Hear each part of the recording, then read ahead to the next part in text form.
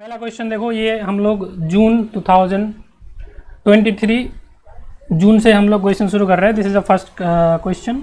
आवाज़ सही आ रहा है ना? एक बार कंफर्म कर दो ताकि हम लोग सेशन को शुरू कर सके। I think is everything all right.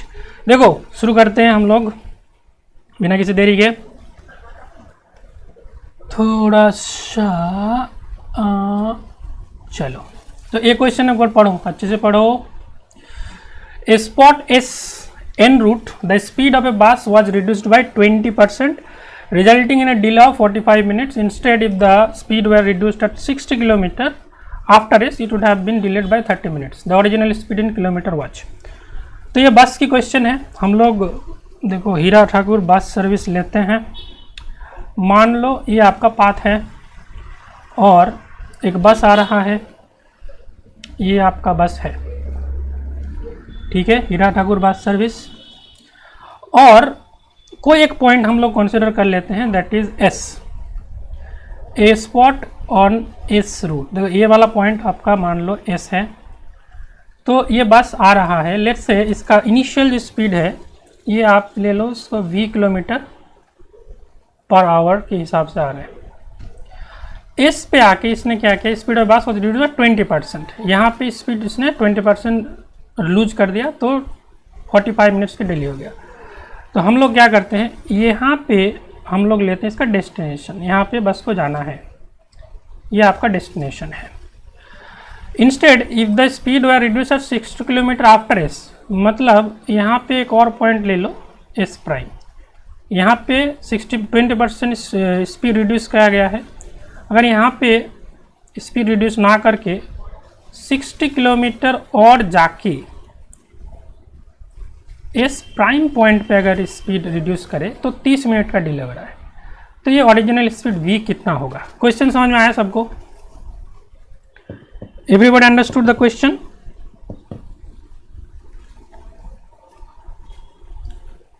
थोड़ा सा ट्राई करो, कैसे करोगे इसको। एक बस आ रहा है, हीरा ठाकुर बस सर्विस। इस पॉइंट पे 20% स्पीड का डिक्रीज हुआ तो 45 मिनट का डिले हुआ। अगर इस पॉइंट के बदले इस प्राइम पॉइंट पे अगर स्पीड कम करा जाए 20% तो डिले 30 मिनट्स होगा। तो ओरिजिनल स्पीड कितना है? ओरिजिनल स्पीड अगर नहीं पता है तो हम लोग उसको ले सकते हैं। Let the original speed is v। Original speed ले लो, original speed v kilometre per hour, ठीक है। और s से ये वाला डिस्टेंस ले लो, s से डेस्टिनेशन वाला, ये वाला अगर आप डिस्टेंस को कंसिडर करोगे इसको ले लो d, ठीक है। लेट्स से अगर स्पीड कम नहीं किया गया तब कितना टाइम लगेगा? This is the case if there was no speed reduction. So S से डेस्टिनेशन तक पहुंचने में कितना टाइम लगेगा बताओ? What will be the required time? Time क्या होता है? डिस्टेंस और वेलोसिटी। तो क्या हो जाएगा? डिस्टेंस है आपका d, वेलोसिटी है v, इतना टाइम लग जाएगा। इट इज इन आवर, ठीक है, इतना घंटा लगेगा, ठीक है। अब देखो यहाँ पे दो केसेस दे रखा है, केस 1 एंड केस 2। केस 1 में क्या है, अगर एस पॉइंट पे 20% स्पीड रिड्यूस किया गया तो एट एस स्पीड कितना हो जाएगा? पहले v था, एस पे 20% रिड्यूस किया, मतलब यहाँ पे ओरिजिनल स्पीड का 80% हो जाएगा, मतलब 0.80 टाइम्स ऑफ v हो जाएगा ना। 20% रिडक्शन मतलब रहेगा 80%, सो 0.80 v हो जाएगा। तो ये आ गया आपका 4/5v, 80/100v, 4/5v। तो s के बाद 4/5v की स्पीड में अगर डेस्टिनेशन पहुंचता है तो 45 मिनट्स का डिले होता है, ठीक है। So now new time required, अगर 4/5v की स्पीड में जाएगा, सो what will be the new time required? Destination का डिस्टेंस तो सेम है, सो d/4/5v। Can you right it? यहां तक समझ में आया?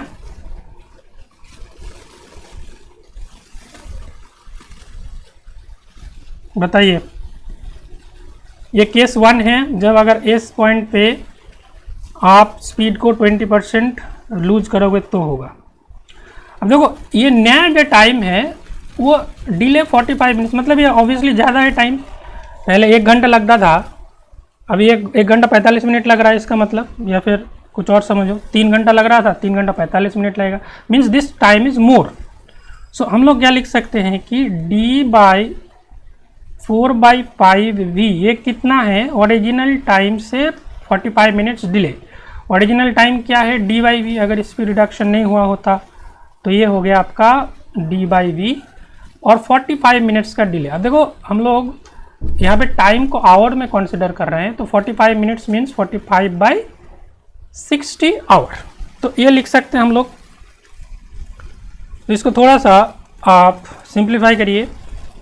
5d divided by 4v is equals to d/v plus 45/60। यहाँ तक सबको समझ में आ गया होगा।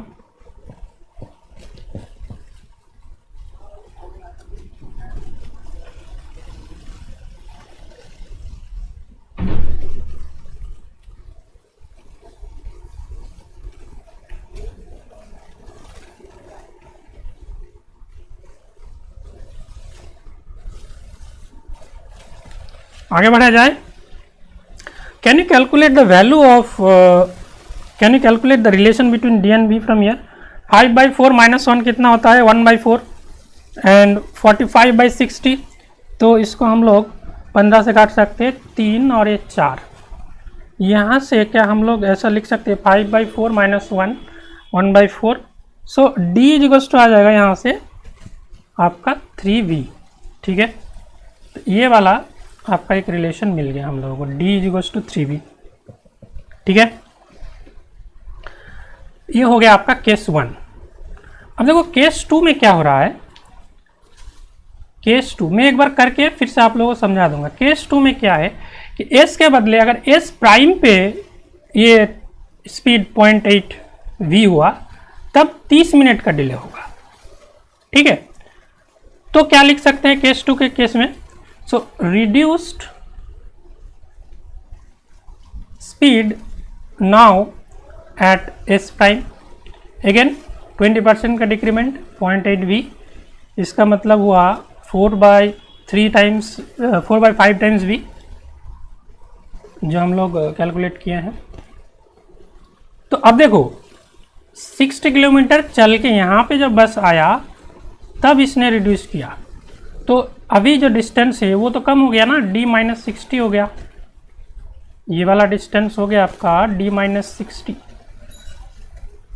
तो अभी कितना टाइम लगेगा डेस्टिनेशन पहुंचने में? अभी कितना टाइम लगेगा? Therefore required time to reach the destination now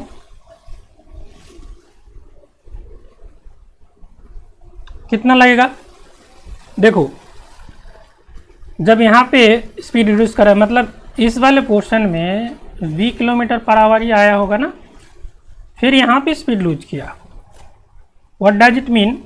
60 kilometre आए v की स्पीड में और d-60 ये आए 4/5 टाइम्स ऑफ v की स्पीड में। दोनों को ऐड कर दो, टोटल टाइम मिल जाएगा। ओके, सो ये कितना हो गया? 60/v प्लस ये कितना हो गया? अब बताओ।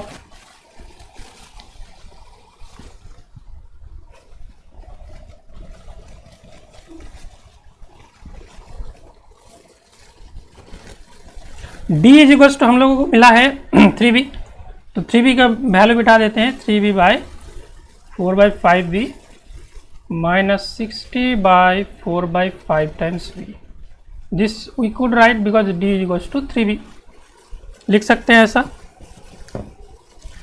तो इसको थोड़ा सा कैलकुलेट सिंप्लीफाई करो, 60/v प्लस ये कितना आ जाएगा 15/4 माइनस ये कितना आएगा 75/v आ जाएगा। 4 कट गया 15, 5 15 75, ठीक है। So this becomes 15/4 minus 15/v। ये क्या है, ये कितना टाइम है, जितना टाइम लगता बिना स्पीड रिड्यूस किए उससे 30 मिनट का डिले है। It means this is also greater than the original time. 15/4 minus 15/v। अगर स्पीड रिडक्शन नहीं होता टोटल टाइम लगता d/v। 30 मिनट का डिले मतलब 30/60। सो इससे हम लोग क्या लिख सकते हैं, d is equals to again 3/v हम लोग लिख सकते हैं। 15/4 minus 15/v is equals to ये आपका 3v/v प्लस 1/2। यहाँ से आप v के वैल्यू आसानी से निकाल सकते हैं। आपका आ जाएगा 15/v is equals to 15/4 minus 7/2। So ये कितना आ जाएगा 1/4। सो v का वैल्यू आ गया आपका 15 × 4 60। This is in kilometre per our. तो हम लोग सारे चीज़ किलोमीटर पर आवर पे लिए हैं। सो v का वैल्यू आपका आ गया 60 किलोमीटर पर आवर, और जो कि ऑप्शन 4 के साथ मैच कर रहा है, ठीक है। So option 4 is the correct option. बताओ ये इसमें समझ में आया कि नहीं।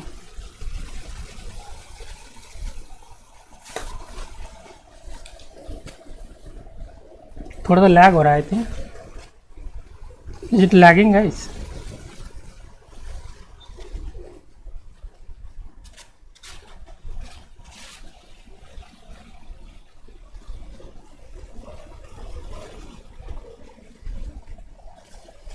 Tell me if you have understood और नॉट। फिर हम लोग आगे बढ़ेंगे नेक्स्ट क्वेश्चन की तरफ।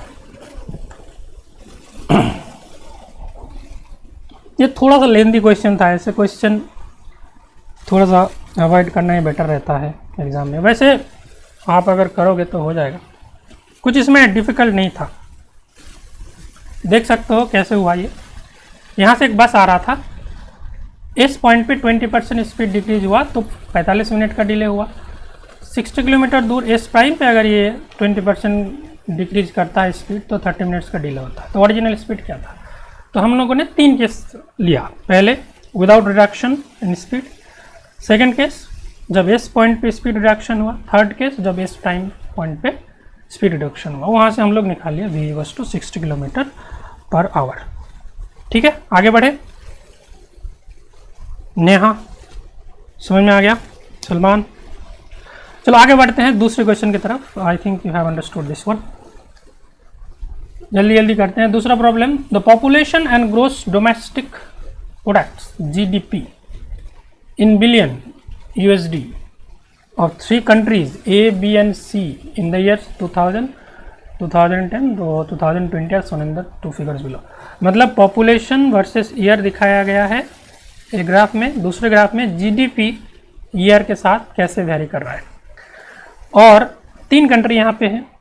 जो आपका ब्लू कलर है वो कंट्री ये है, रेड कलर कंट्री B है और ग्रीन कलर आपका कंट्री C है। लेट्स से अगर ये 2010 वाला लेते हो तो यहाँ पे 15 क्या शो कर रहा है, 15 शो कर रहा है कि 2010 में कंट्री ए का पॉपुलेशन 15 मिलियन था, ठीक है, और कंट्री बी का पॉपुलेशन 123 मिलियन था। अब देखो मिलियन क्या होता है, मिलियन क्या होता है, 1 लाख तो पता है आपको, 1 लाख। 10 लाख जो होता है वो होता है 1 मिलियन। 10 लाख 1 मिलियन, तो पावर के टर्म में क्या लिखोगे 10⁶। मिलियन के ऊपर वाला जो यूनिट होता है वो है तो बिलियन। 1 बिलियन में कितना मिलियंस रहते हैं, 10⁻³ मिलियंस रहते हैं। मतलब ये हो गया 10⁹ ठीक है। इसके बाद ट्रिलियन आएगा, 3 और बढ़ेगा, 10⁶ मिलियन, 1 ट्रिलियन। तो कितना जीरो है आप कैलकुलेट कर सकते हो, ठीक है। तो मतलब यहाँ पे 1 मिलियन में 6 जीरो है, लाख में 5 जीरो है। द डिक्रीजिंग ऑर्डर ऑफ पर capita GDP of this countries in the year 2020। Decreasing order means बड़े से छोटा। पर कैपिटा जीडीपी कितना होगा? पहले देखो पर कैपिटा जीडीपी में डेफिनेशन लिखवा देता हूँ जिन लोगों को नहीं पता है व्हाट इज पर कैपिटा जीडीपी, फिर हम लोग क्वेश्चन की तरफ आएंगे। पर कैपिटा जीडीपी पूछा है आपको, but what is this per capita GDP? Per capita GDP is equals to the sum of, ये मुझे भी नहीं पता है, पता था पहले जब सॉल्यूशन किया तब मैं नेट से सर्च किया। Sum of gross value divided by mid year population. तो सिंपल से ऐसा समझो, जो यहाँ पे वैल्यू दे रखा होगा जीडीपी डिवाइडेड बाय पॉपुलेशन, ये आप सिंपल फंडा है। Decreasing order of per capita of this country in the year 2020, मतलब इस ईयर में निकालना है। 2020 में कंट्री ए का पॉपुलेशन था 16 मिलियन, कंट्री बी का पॉपुलेशन था 138 मिलियन एंड कंट्री सी का पॉपुलेशन था 22 मिलियन। ठीक है, और इसी पे बस फोकस करना है, बाकी दो फिगर को छोड़ दो, बस 2020 में फोकस करना है ना। यहाँ पे इसका जीडीपी था 324 बिलियन, यहाँ पे 2623 बिलियन, यहाँ पे 264 बिलियन। तो हम लोग जीडीपी पर कैपिटा जीडीपी हम लोग निकाल रहे हैं। ठीक है, सो व्हाट विल बी द पर capita GDP? Per capita GDP. अब कंट्री ए का निकालो, कंट्री ए का कितना होगा? देखो 320, कंट्री ए का जो जीडीपी है 324 है और उसका पॉपुलेशन क्या है 16 मिलियन। सो 324/16 तो इसका जो वैल्यू आएगा आप थोड़ा सा कैलकुलेट कर लो, 20.25 अराउंड आएगा। अब कंट्री बी का आप कैलकुलेट करो, जीडीपी कंट्री बी का कितना है 2623 और पॉपुलेशन है 138, 2623 एंड 138, तो कितना हो गया? ये वैल्यू कैलकुलेट करोगे 19.01 के आसपास आएगा। आप कैलकुलेट कर लेना, मैंने कर रखा है इसलिए मैं डायरेक्ट लिख रहा हूँ। अब तीसरा वाला देखो, सी में जीडीपी है 264, पॉपुलेशन है 22, तो 264/22 ये कितना आता है? ये आता है आपका 12.00। अब डिक्रीजिंग ऑर्डर मतलब सबसे बड़ा से सबसे छोटा। सबसे बड़ा कौन सा है? ये वाला है, मतलब ए सबसे बड़ा है। So A is greater than B is greater than C, आप ऐसे लिख सकते हो, या फिर आप उल्टा करके भी लिख सकते हो, सी से बड़ा बी है, बी से बड़ा ए। देखो कौन सा क्वेश्चन में दे रखा है डिक्रीजिंग ऑर्डर, मतलब ए बी सी, ये वाला ये डिक्रीजिंग ऑर्डर है और ये इंक्रीजिंग ऑर्डर है। अब क्वेश्चन में अगर डिक्रीजिंग बोला है तो आपको ये वाला सिलेक्ट करना है, अगर आपका इंक्रीजिंग बोलता तो आप ये सिलेक्ट करते हैं।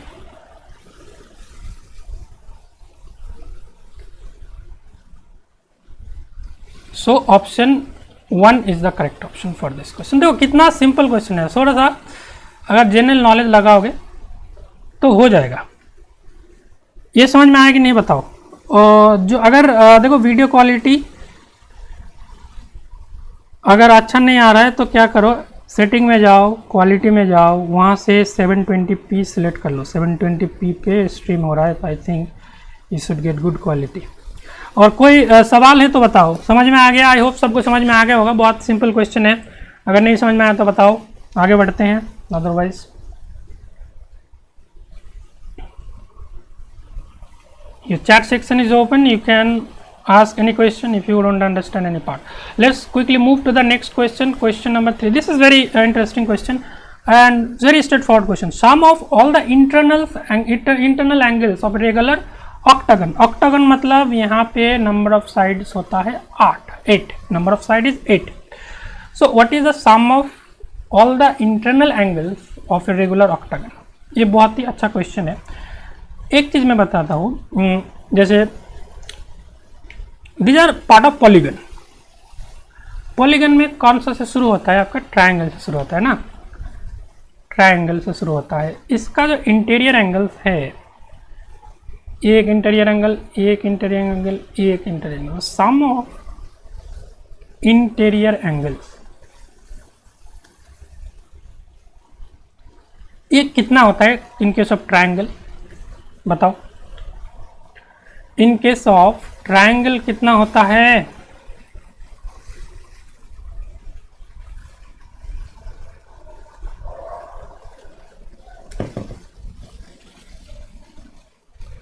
इन केस ऑफ ट्रायंगल होता है 180 डिग्री। तो यहाँ पे आपका n equals to 3, n equals to 4 लो, n इक्वल्स टू 4 में आपका जो इंटरनल एंगल होता है ये 90 360 डिग्री होता है ना यहाँ पे।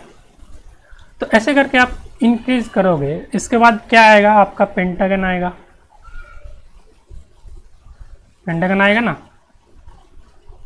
यहाँ पे आपका n इक्वल्स टू 5 हो गया, फिर n equals to 6 and all.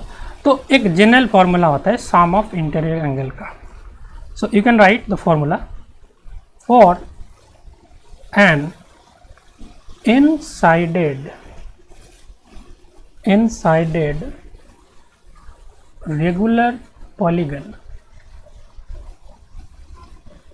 the sum of interior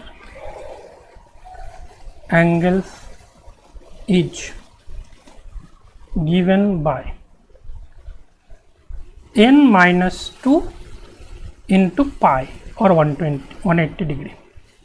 तो ये वाला फॉर्मूला बिठा दें यहाँ पे, देखो n इक्वल्स टू 3 बिठाओगे, 3 माइनस 2 इंटू 180 मिला, यहाँ पे 4 बिठाओगे 360 डिग्री मिला। ऐसे अगर यहाँ पे दिया sum of the all internal angles of the regular octagon. अब कितना मेजर करोगे? थोड़ा n इक्वल्स टू 5 6 बढ़ जाएगा। तो फॉर ए रेगुलर ऑक्टागन क्या होगा? n is equals to 8, then sum of interior angles will be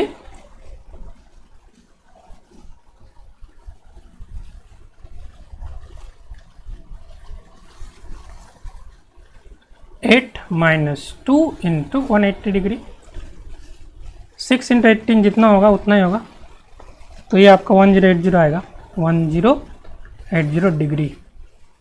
1080 degree is option 2। ठीक है, समझ में आ गया? आगे बढ़े।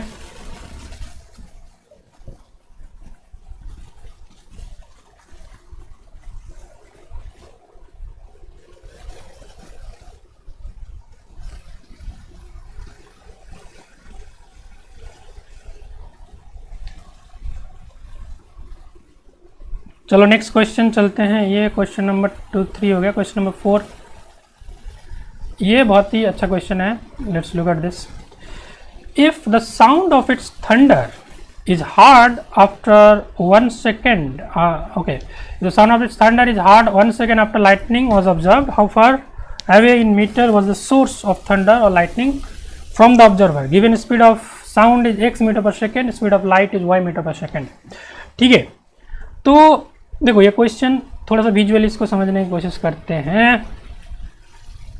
यहाँ से लेट्स से ये क्लाउड है, क्लाउड के बीच कॉलिशन होता है, वहाँ से आपका जो लाइटनिंग जनरेट होता है। ठीक है, और आप यहाँ पे बिंदास टहल रहे हो।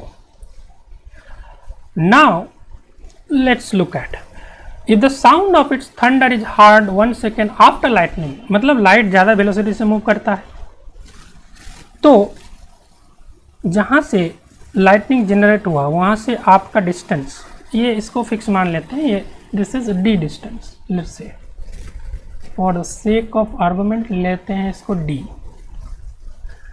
अब देखो जब आपका साउंड आ रहा है, दिस इज साउंड। देखो साउंड क्या होता है, basically series of rarefaction and compression. तो ऐसे हम लोग डिनोट करें। इसका स्पीड दे रखा है x मीटर पर second, this obviously less than the speed of light. अब लाइट को हम लोग ऐसे करके डिनोट कर रहे हैं, ये आपका y मीटर पर सेकेंड पे आ रहा है, तो लाइट सबसे पहले आ जाएगा, उसके बाद साउंड आएगा ना। तो इसको क्या करें, लाइट कितना टाइम लेगा, लाइट टाइम लेगा आपका d by Y, speed by velocity is equals to time. और साउंड कितना लेगा, ये आपका लाइट है, ये आपका साउंड है। साउंड कितना टाइम लेगा, that sound is also travelling distance d with velocity x।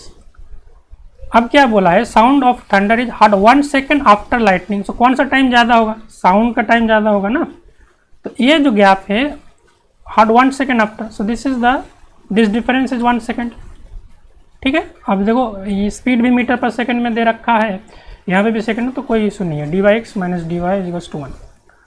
तो इसमें हम लोग डी को कॉमन लेके X Y Y minus X, Y is greater than X, speed of light is obviously more than the speed of sound, this is equals to 1। So आपको क्या निकालना है, हाउ फार अवे, मतलब distance निकालना है D, X Y by Y minus X. ये option 3 के साथ मैच कर रहा है, सॉरी 3 क्यों 2 के साथ मैच कर रहा है ना, वाई माइनस एक्स। देखिए ऐसे कन्फ्यूजिंग ऑप्शन दे जाता है, आप आंसर सही करके भी लास्ट टाइम पे गलत मत कर देना। तो इतना इजी क्वेश्चन था आपका। बताइए कोई डाउट है तो, डाउट की अवसर नहीं छोड़ रहा हूं मैं। चलो आगे बढ़ते हैं, let's move on to the next question, question number 5। Question number 5 जो है वो भी बहुत ही इंटरेस्टिंग है।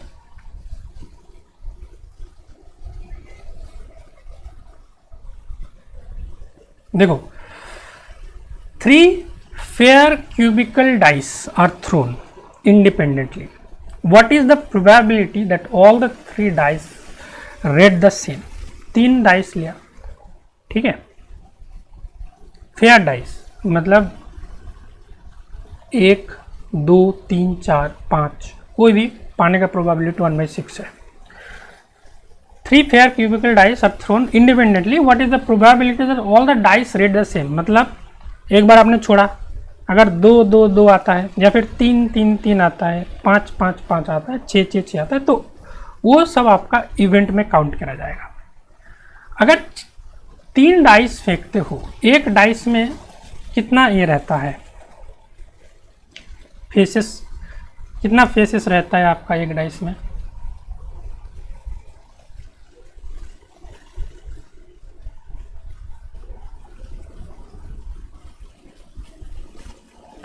छह फेसेस रहता है ना, 1 2 3 4 5 6।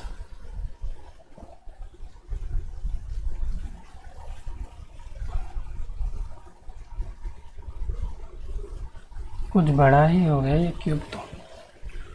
तो 3 डाई अगर फेंकोगे तो कितना टोटल इवेंट्स कितना हो सकता है, total possible events, total number of events कितना हो सकता है।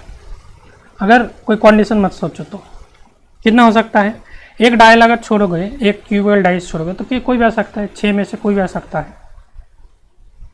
अभी एक किसी एक पर्टिकुलर नंबर के लिए दूसरे डाइस में और 6 पॉसिबिलिटी जाएगा, तो 6 × 6। अब इन दोनों के लिए तीसरे वाले में भी 6 पॉसिबिलिटी जाएगा, तो ये टोटल हो जाएगा पर 216। नाउ कंडीशन क्या है, all the dice rate the same. If all the dice read the same, तो फेवरेबल इवेंट्स कौन सा वाला होगा, फेवरेबल इवेंट्स मतलब सक्सेसफुल इवेंट्स। तो कितने पॉसिबिलिटी बन सकता है, यहाँ से देखो, तीनों में 1 आया मान लो, तीनों में 2 आया, तीनों में 3 आ सकता है, तीनों में 4 आ सकता है, तीनों में 5 आ सकता है, तीनों में 6 आ सकता है। इसके अलावा is there any other possibility.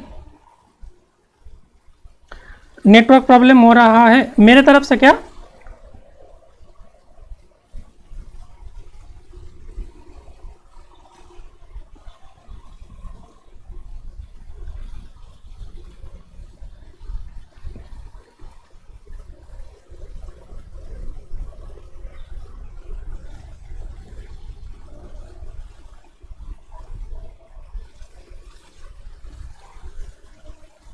Is it coming from my side? आज थोड़ा सा नेटवर्क प्रॉब्लम था वैसे।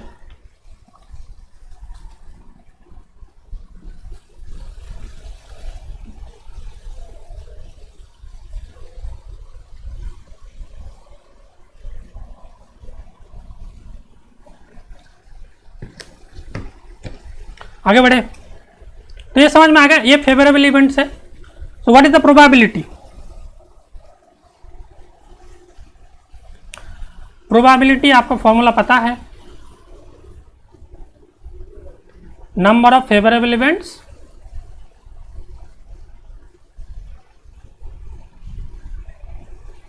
Divided by total events. तो फेवरेबल इवेंट 6 है, टोटल इवेंट पॉसिबल है 216, तो ये हो गया आपका 1/36। कितना? 1/36। ऑप्शन हो गया आपका 2। चलो समझ में आ गया, आगे बढ़े।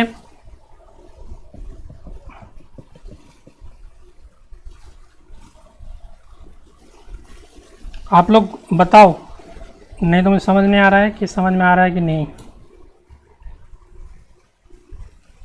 मुझे बहुत ही सिंपल क्वेश्चन है, देखो इसलिए मैं बोलता हूँ कि ये सब क्वेश्चन आपको एग्ज़ाम में ज़रूर ट्राई करना चाहिए।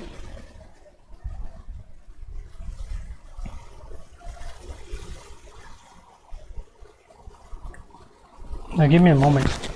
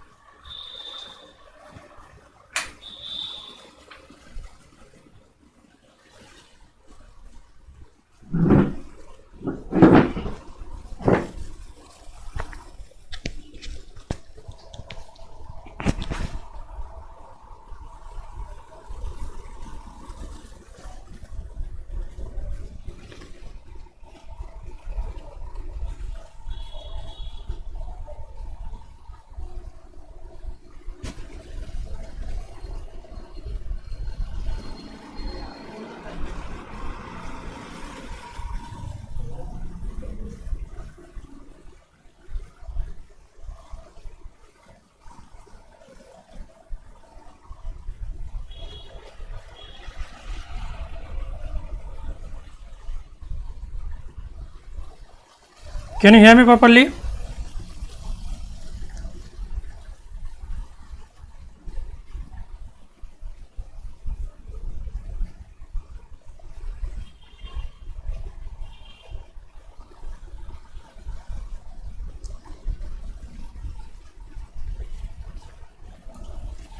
चलो नेक्स्ट प्रॉब्लम पे चलते हैं।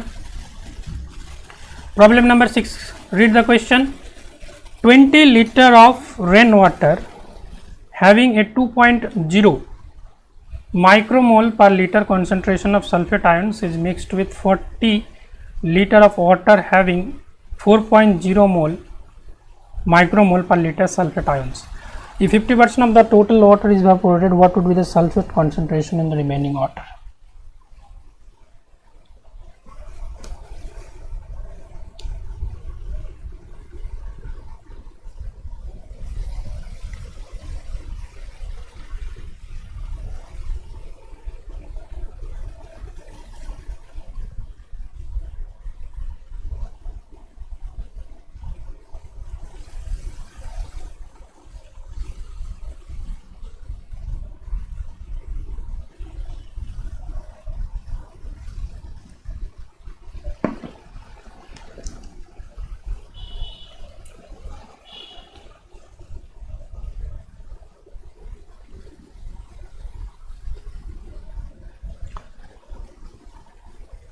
जस्ट कॉन्फर्म अगर आप देख पा रहे हो कि नहीं। Is it lagging?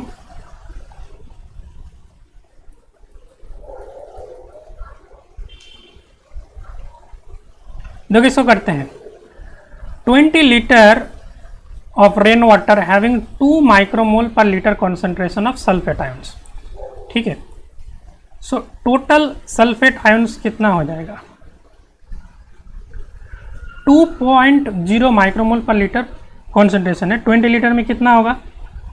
2 × 20 माइक्रोमोल, इतना हो जाएगा। मिक्स किया गया है 40 लीटर के साथ। प्लस 40 लीटर जो है उसका कॉन्सेंट्रेशन है 4, तो ये भी आ जाएगा आपका माइक्रोमोल पे। टोटल कितना हो गया 160 प्लस 40 200 माइक्रोमोल्स। इफ देखो पहले क्या था 20 लीटर था ना, ये आपका 20 लीटर वाला, यहाँ पे ऐसे समझो 20 लीटर था, 40 लीटर मिक्स किया गया है, तो टोटल सल्फेट आयन जो कंबाइंड आया, ये मिक्सचर है,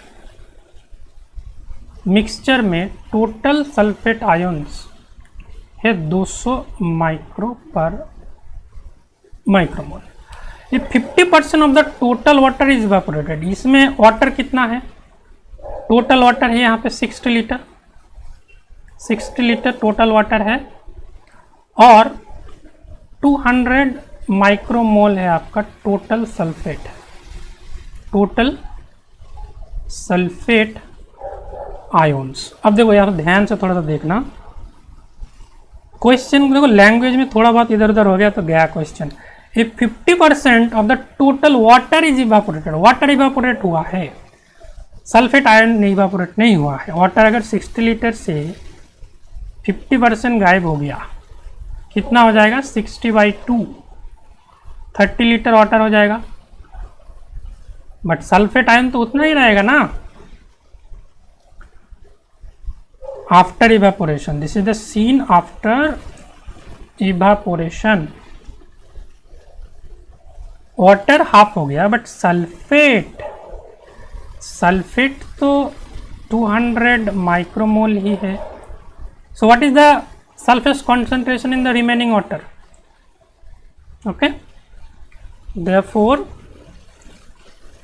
the sulfate concentration in the remaining water 200 micromole है 30 लीटर वाटर में। इसका मतलब ये अराउंड 6.66 माइक्रोमोल पर लीटर हो गया, मतलब अप्रॉक्सीमेटली 6.7 माइक्रोमोल पर लीटर हो गया। देखो इसको मैच हो रहा है ऑप्शन 4 के साथ। समझ में आ गया? बताओ, बहुत ही शानदार क्वेश्चन है ये।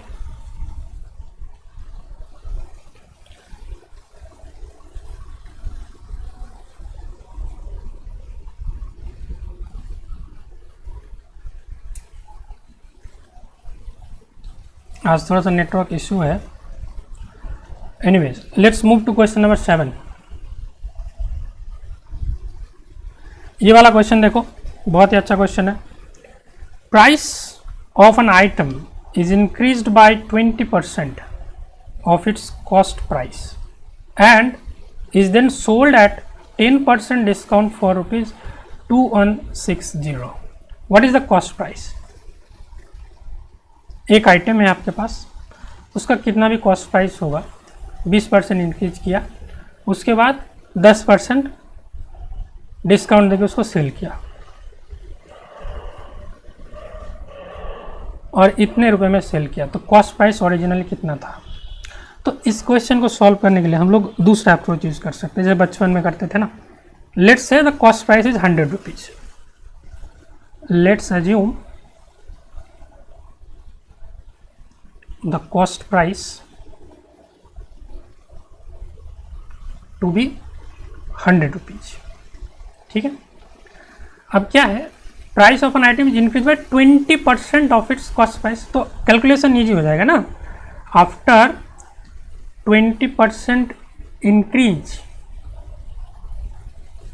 On cost price, the new price will be कितना होगा? 20% इंक्रीज, मतलब पहले 100 रुपये था, 20% का इंक्रीमेंट 120 रुपीज़ हो गया। ठीक है, अब देखो इसके ऊपर 10% discount, if it is now sold at 10% discount, then the selling price would be, कितना हो जाएगा सेलिंग प्राइस? देखो 120 आपका ओरिजिनल प्राइस है, इसके ऊपर आप 10% का डिस्काउंट दे रहे हो, सो 120 के ऊपर 10% का discount, so price minus discount, वो आपका सेलिंग प्राइस आ जाएगा। तो यहाँ से 120 माइनस 120 इंटू 10/100, तो ये आ गया आपका 108 रुपीज़। ठीक है, बट क्वेश्चन में दे रखा है कि ये 108 रुपीज़ नहीं है, 2160 है। तो ऑब्जर्व करो, हम लोग 100 रुपीज़ मान लिए पहले ही, 100 रुपीज़ मान के सेलिंग प्राइस है 101 rupees, 108 rupees, but original price तो कुछ और हो सकता है। तो 108 किस को कोरिस्पॉन्ड कर रहा है? 2160 को कोरिस्पॉन्ड कर रहा है, 108 कोरिस्पॉन्डिंग टू 2160। ठीक है ना? तो कॉस्ट प्राइस कितना लिया था? 100, तो 100 कितना कोरिस्पॉन्ड करेगा? That will be the real answer ना। सो 2160 एक में होता है 2160 डिवाइडेड बाय 108, तो 100 में होगा इंटू 100, तो ये जितना आएगा कैंसिल करके उतना ही होगा। ठीक है ना? देखो 108 है 216 से, अच्छा डबल करके ही 216 आ रहा है ना, 108, सो 20 आ गया, 20 इंटू 100, सो 2000, सो कॉस्ट प्राइस आ गया आपका 2000, ये ऑप्शन 4 में है।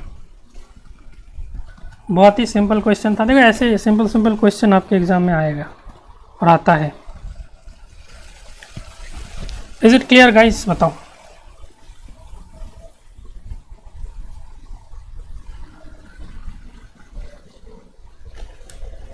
ये हुआ क्वेश्चन नंबर 7। आगे बढ़ते हैं क्वेश्चन नंबर 8 की तरफ। अगर किसी को प्रॉब्लम होता है तो कमेंट कर सकते हो guys.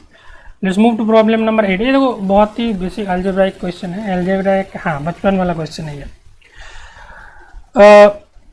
Which of the number a is given by this and b is given by this is divisible by 489? ये दोनों नंबर में से कौन सा नंबर 489 से डिविजिबल है?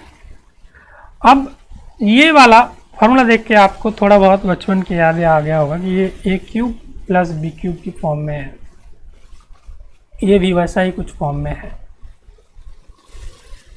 ना? तो देखो बचपन वाला हम लोग फॉर्मूला पहले आप लोगों को बता देता हूँ, बहुत लोग भूल गए होंगे।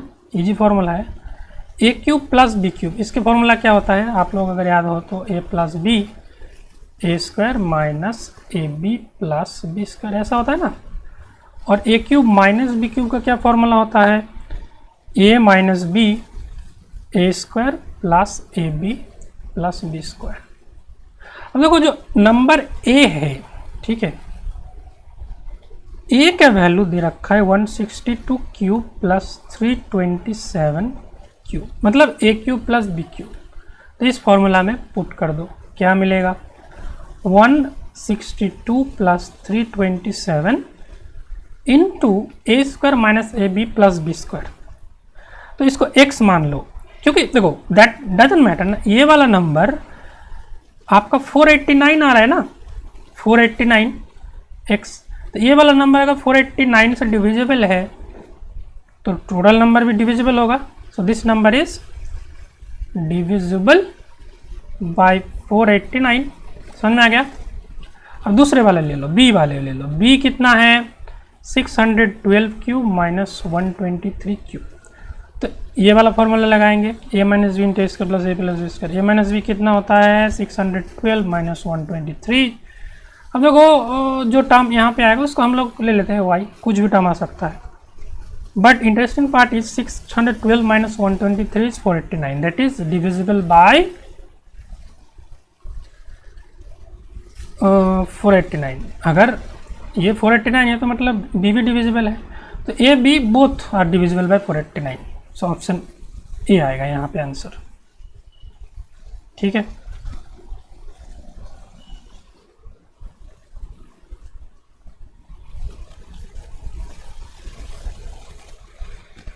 देखो ये समझ में आया कि नहीं। क्वेश्चन नंबर 8, अभी क्वेश्चन नंबर 9 पे चलते हैं हम लोग जल्दी जल्दी। मेरा इंटरनेट का कनेक्शन आज बहुत ही वीक है guys, 50% Jio data is over. आगे बढ़ते हैं जल्दी जल्दी, 2 क्वेश्चन और कर लेते हैं। क्वेश्चन नंबर 9 देखो, गिवन ओनली 1 फुल 3 लीटर बोतल and 2 empty ones of capacities 1 litre and 4 litre. ठीक है, एक है आपका 3 लीटर की बोतल। हम लोग बोतल थोड़ा सा रेक्टेंगुलर कर देते हैं क्या?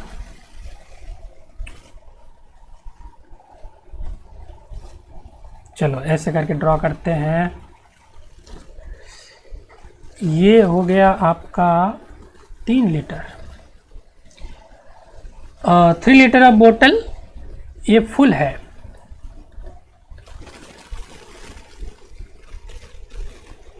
Full with some liquid let से 2 empty ones of capacity 1 litre 4 litre. ठीक है, तो थोड़ा सा हम लोग कोशिश करते हैं इसको करने का। चलो कॉपी किया, पेस्ट किया, तो ये थोड़ा सा छोटा है, छोटा कर सकते हैं क्या?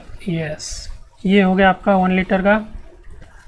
हाँ, फिर से पेस्ट करें, इसको बना देते हैं 4 लीटर का। चलो बन गया। But the thing is these are empty, इसमें कुछ है नहीं, थोड़ा बहुत इसमें कुछ है नहीं।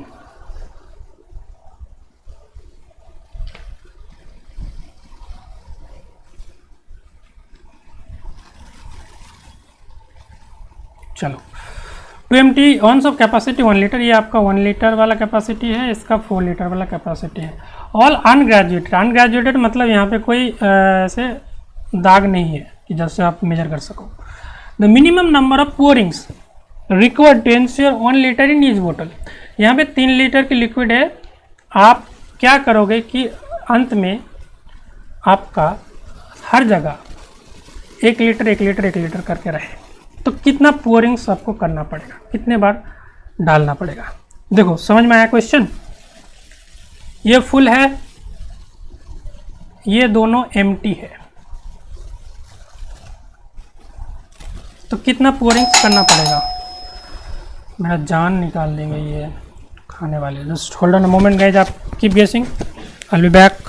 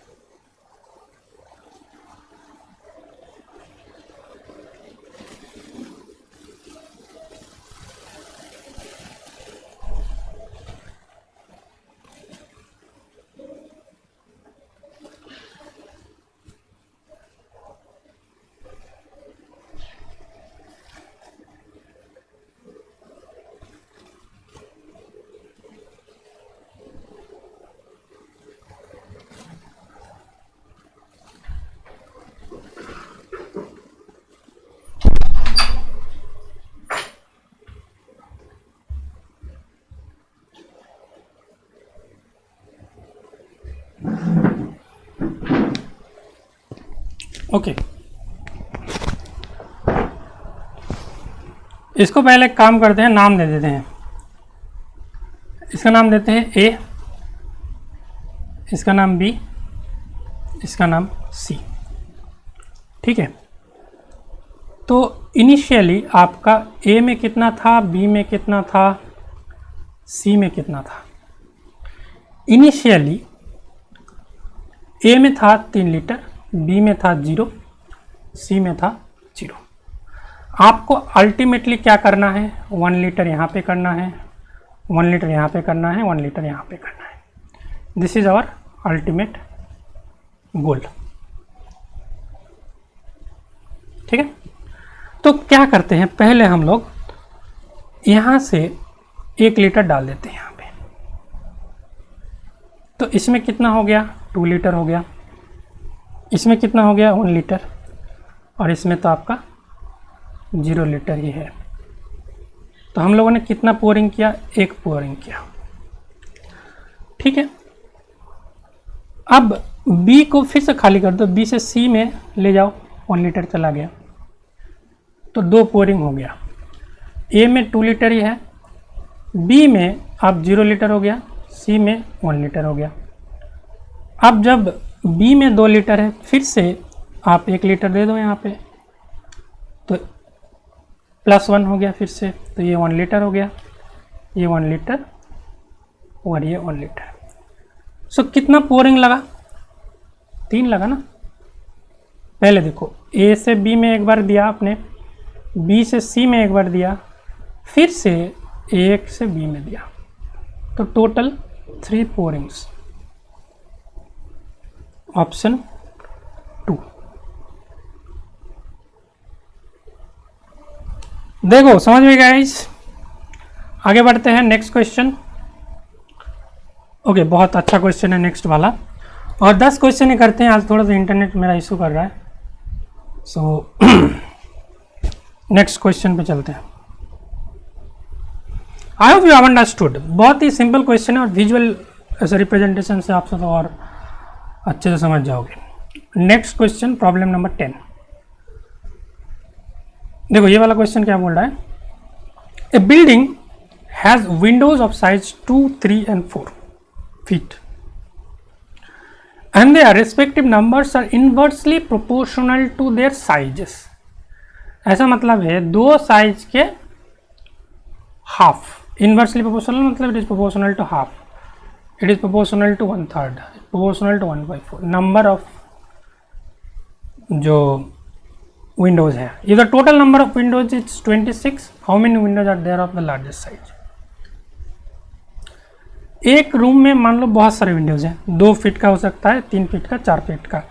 तो हम लोग क्या कर रहे हैं, देखो 2 फीट मतलब ऐसा मान लो 2 फीट का आपका विंडो है, रेक्टेंगुलर हो सकता है, स्क्वायर भी हो सकता है, कुछ बताया नहीं गया। तो हम लोग ऐसे करके करते हैं, ये 3 फीट का हाइट को ही प्रायोरिटी देते हैं, इसमें 4 फीट, ठीक है। तो ये आपका 2 फीट वाला विंडो, 3 फीट वाला विंडो, 4 फीट वाला विंडो। आई थिंक मेरा डेटा पैक ख़त्म होने वाला है गाइस, सो मुझको ये जल्दी करना पड़ेगा। So what will be the number of windows? Number of windows is inversely proportional to the sizes. So 1/2। अब देखो कितने नंबर है तो नहीं पता ना, तो k से मल्टीप्लाई कर लेते हैं, k फैक्टर रहेगा 1/3 के and it is 1/4 k। Total number is 26, मतलब इन सबका सम जो है वो है 26। सो यहाँ से k को कॉमन ले लो, 1/2 + 1/3 + 1/4, 12 ले लो, LCM 12 हो गया, तो 6 यहाँ पे 4, यहाँ से 3। सो यहाँ से आपको k का वैल्यू मिल जाएगा ना। k का वैल्यू कितना होगा, 26 × 12 डिवाइडेड बाई 13। 13 ये 2 से कट गया, 24। So how many windows are there for the largest size? Largest size ये 4 फीट वाला है ना। सो हाउ मेनी विंडोज? 1/4 के। This is a number of Windows having largest size. तो 1/4 टाइम्स k कितना हो गया, 6 हो गया ना। तो 6 नंबर ऑफ लार्जेस्ट विंडोज है।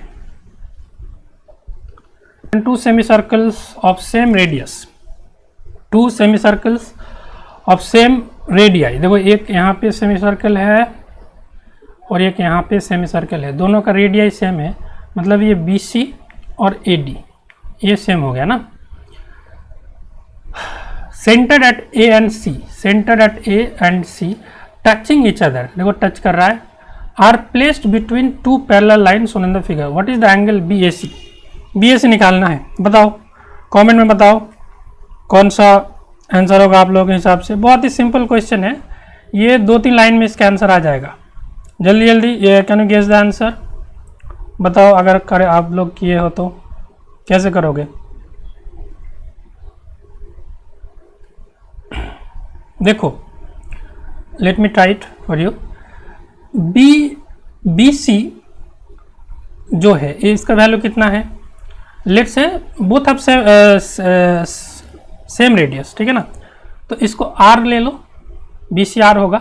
If this is the radius तो फिर ये वाला डिस्टेंस कितना होगा, that will also be R, because radius है, ये और ये सेम होगा, राइट। अब देखो दोनों का रेडियस सेम है, मतलब if I extend it further, यहाँ पे ज्वाइन कर दूँ मैं, तो if I say that this portion is R, तो ये वाला पोर्शन भी तो आर है ना, because this is also the radius. So total how much, total कितना हो गया, टोटल हो गया आपका 2r, ठीक है। अब क्या निकालना है, एंगल BAC, ये वाला एंगल जो है उसको निकालना है। So let's calculate what will be the angle. So BAC is a triangle, so angle BAC कितना होगा, angle if I write it in this way, BAC, sine लिख लो पहले, sine of this angle of BAC, sine मतलब perpendicular by hypotenuse. So BAC, this is perpendicular, R is perpendicular, hypotenuse, hypotenuse कितना होगा, R plus R 2R, ठीक है, मतलब ये 1/2 आ गया। यहाँ से angle BAC simply sine inverse half आ गया, साइन इनवर्स हाफ कितना है, 30 डिग्री। सो इसका आंसर है ऑप्शन 1, ठीक है, समझ गए। देखो फिगर देख के कंफ्यूज मत होना, देखो फिगर में कुछ भी दिख सकता है। अब जो स्टेटमेंट दे रखा होगा आपके एग्जाम में, उसके अकॉर्डिंग आपको मानना है, अदरवाइज गलती हो सकता है। तो इस क्वेश्चन को देखो, ऑप्शन 1 आ रहा है। आई होप सबको समझ में आ गया होगा। बताओ, if anyone has any doubt you can let me know. बहुत ही सिंपल क्वेश्चन था ये, तो आप लोग शायद समझ गए होंगे, अगर नहीं समझे तो बता सकते हो, I will explain it again. Let's move on to the next question, ठीक है। क्वेश्चन नंबर 12, जल्दी हम लोग ख़त्म करेंगे, 20 क्वेश्चन है टोटल, तो उसको ख़त्म करेंगे। 3 फ्रेंड्स हैविंग ए बॉल, 3 दोस्तों के पास एक ही बॉल है। Each stand at the 3 corners of A triangle, each of them throws her ball, मतलब फीमेल है, independently at random to one of the others once. The probability of no 2 friends throwing balls at each other each. बहुत ही simple question है। देखो 3 दोस्त हैं, तो ले लेते हैं 3 दोस्त को, they are on the triangle, तीनों दोस्त हम लोग लेते हैं, नाम दे देते हैं तो अच्छा लगेगा। चलो एक का नाम दिया मैंने आलिया, दूसरे का नाम दिया दीपिका, तीसरे का नाम दे दिया, क्या देंगे, कैटरीना, ठीक है। तीनों दोस्त हैं।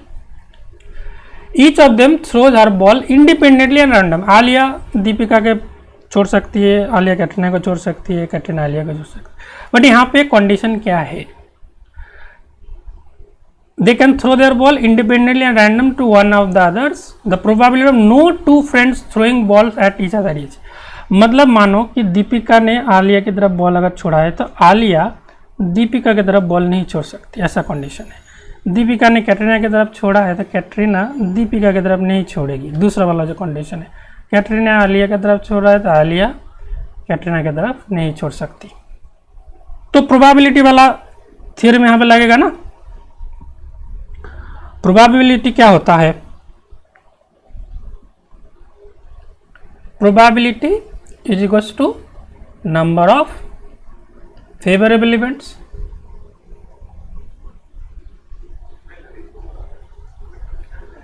Divided by total events.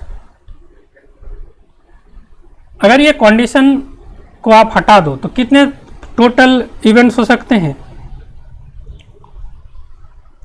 ये वाला अगर कंडीशन को हटा दो एक दूसरे की तरफ, सो टोटल हाउ मेनी पॉसिबिलिटीज, 2 2 2 6, सो आपका डिनोमिनेटर में 6 आ गया, ठीक है। अब देखो,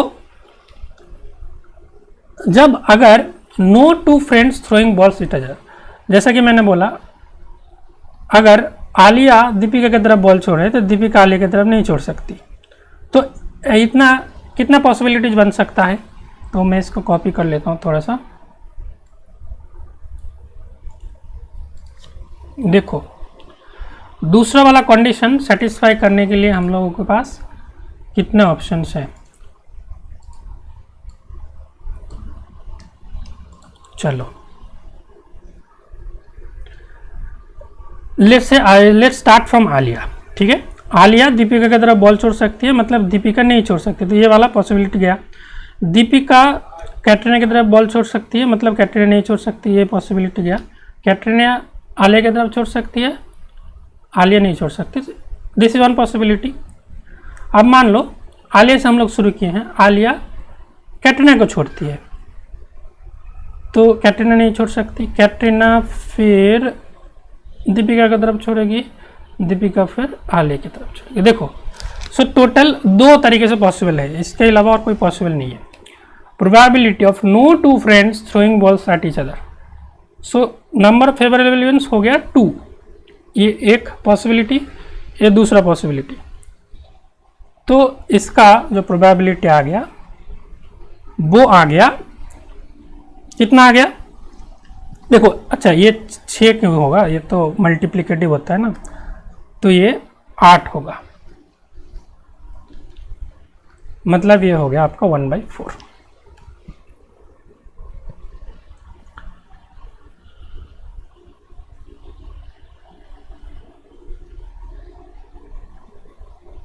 समझ में आ गया।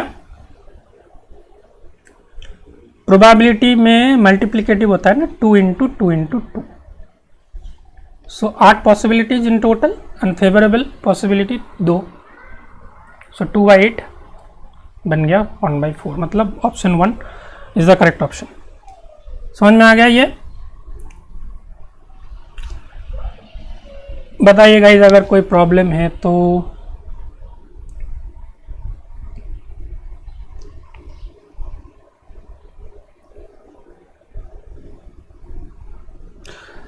आगे बढ़ते हैं, प्रॉब्लम नंबर 13। ये बहुत ही आसान क्वेश्चन है। The 3 consecutive integers A B C, देखो कॉन्जिक्यूटिव मतलब 2 नंबर्स के बीच गैप 1 होगा, मतलब 3 4 5 या फिर 5 6 7, 3 कॉन्जिक्यूटिव इंटीजर्स एड टू 50, तीनों को ऐड करके 15 आ रहा है। The value of this would be, तो इसको कैसे करोगे।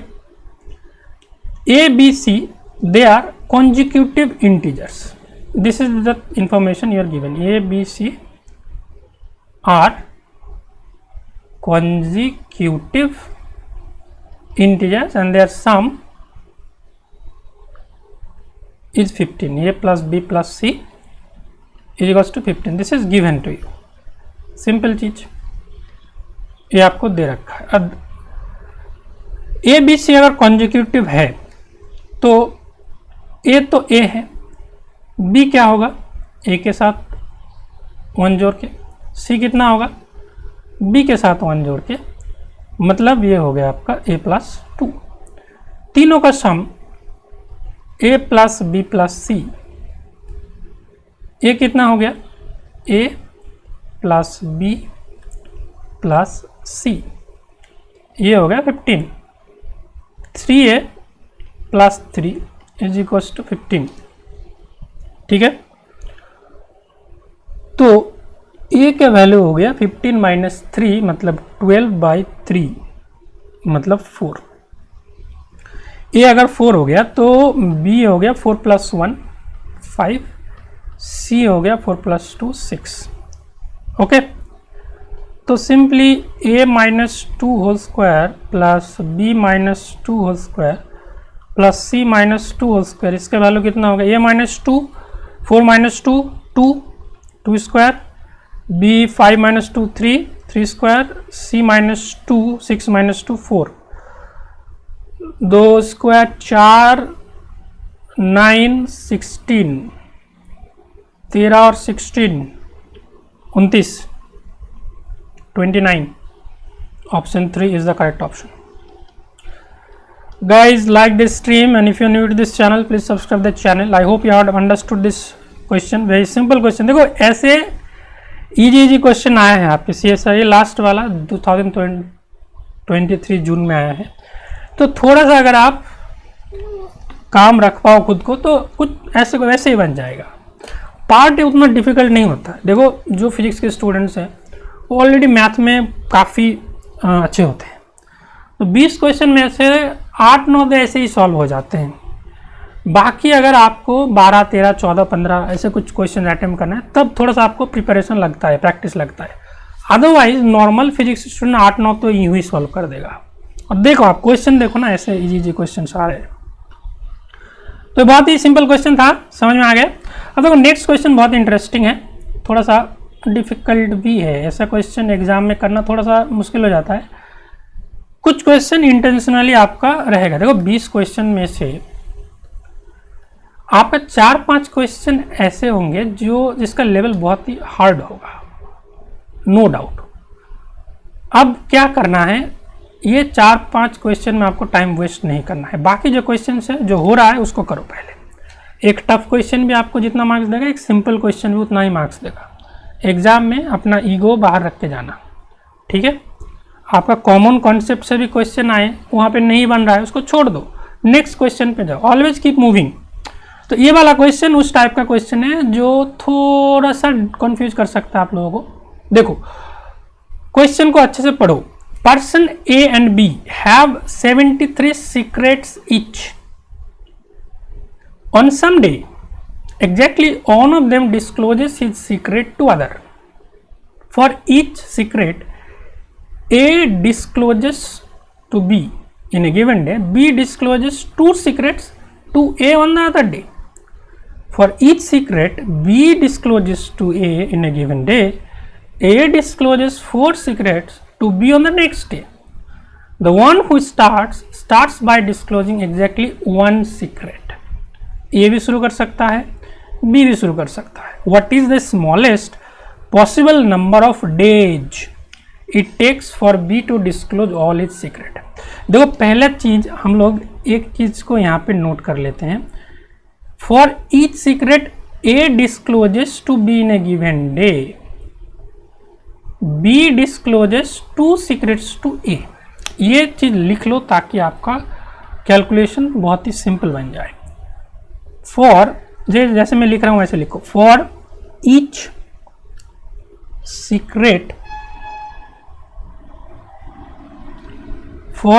सीक्रेट ऑफ ए, देखो A discloses to B in a given day, B disclose 2 secrets, B discloses 2 secrets to A on the next day, ठीक है। उसी दिन नहीं करता, नेक्स्ट डे पे करता है। ऑन द अदर हैंड ये वाला देखो, for each secret B discloses to A in a given day, A discloses 4 secrets to B on the next day. तो इसको फिर से लिखो, for each secret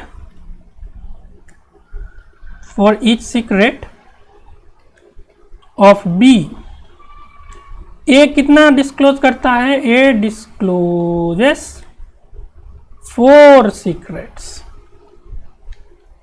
to B on the next day. दोनों के पास कितना सीक्रेट्स है, टोटल 73 सीक्रेट्स हैं। तो हम लोग क्या कर रहे हैं, पहले डे लिखते हैं, ठीक है। क्या निकालना है पहले देखो। The one who starts by exactly sharing 1 secret, एक सीक्रेट से शुरू करेगा। What is the smallest possible number of days it takes for B to disclose all its secrets? तो हम लोग लेते हैं कि B से शुरू करते हैं, ठीक है। पहला दिन लेट से B अपना सीक्रेट्स डिस्क्लोज करना शुरू करता है। तो day 1, day 2, day 3, day 4, day 5, day 6, we don't know कितना डे लगेगा, पता नहीं। बट टोटल ए के पास भी 73 सीक्रेट्स हैं, बी के पास भी 73 सीक्रेट्स हैं। सो पहले हम लोग लेते हैं कि बी कितना सीक्रेट्स शेयर करेगा। whoever starts by disclosing exactly 1 secret, B let से एक सीक्रेट डिस्क्लोज करता है, तो for each secret of B A कितना डिस्क्लोज करेगा, 4 डिस्क्लोज करेगा। तो ऑन द नेक्स्ट डे, देखो ऑन द नेक्स्ट मतलब डे 2 में ए कितना करेगा, 4 करेगा। अब for each secret of A B discloses 2 secrets on the next day, तो फिर बी तीसरे दिन में कितना करेगा, 8 करेगा। तो for each secret of B A discloses 4 secret, तो एक के लिए अगर 4 करता है, 8 के लिए कितना करेगा, 32 करेगा, ठीक है। On the next day B कितना करेगा, ए के एक सीक्रेट के लिए बी 2 करता है, मतलब इसका डबल हो जाएगा 64, ठीक है ना। तो बी के पास टोटल बी कितना सीक्रेट शेयर किया at the end of 5th day, this is at the end of 5th day. देखो at the end of 5th day B shared how many secrets B share. देखो पहला दिन में B ने 1 secret share किया, तीसरे दिन में 8 सीक्रेट शेयर किया, 5वें दिन में 64 सीक्रेट्स शेयर किया। कितना हो गया टोटल, पहला दिन में 1, तीसरा दिन में 8, 5वें दिन में 64, तो ये हो गया टोटल 73। मतलब 5वां दिन आते आते बी के पास कोई सीक्रेट बचा नहीं, बट देखो ए के पास अभी भी सीक्रेट्स है। तो क्वेश्चन में क्या पूछा है, what is the smallest possible number of days it takes for B to disclose all its secrets. B तो 5 दिन के अंदर अंदर ही सारे सीक्रेट्स खोल दिया, तो कितना दिन लगा, 5 दिन लगा। तो आंसर कितना होगा, 5 ही होगा। सो option A, option 1 is the correct option. देखो समझ में आया नहीं, बहुत इंटरेस्टिंग क्वेश्चन था ये। I think this is the best question from this examination CSIR NET 2023 जून। बहुत ही अच्छा क्वेश्चन है, थोड़ा सा सिस्टमेटिक वे में करोगे तो अच्छा ही समझ आएगा। देखो आप पहले दिन ए से भी शुरू कर सकते हो, सेम आंसर मिलेगा। ए अगर पहले दिन 1 शेयर करता है, बी यहाँ पे 2 हो जाएगा, फिर यहाँ पे कितना हो जाएगा 8, 2, बी अगर 2 है तो फिर ए कितना करेगा, तो उसके अकॉर्डिंग चेंज होता जाएगा। I hope you have understood, समझ में आ गया सबको, बताओ।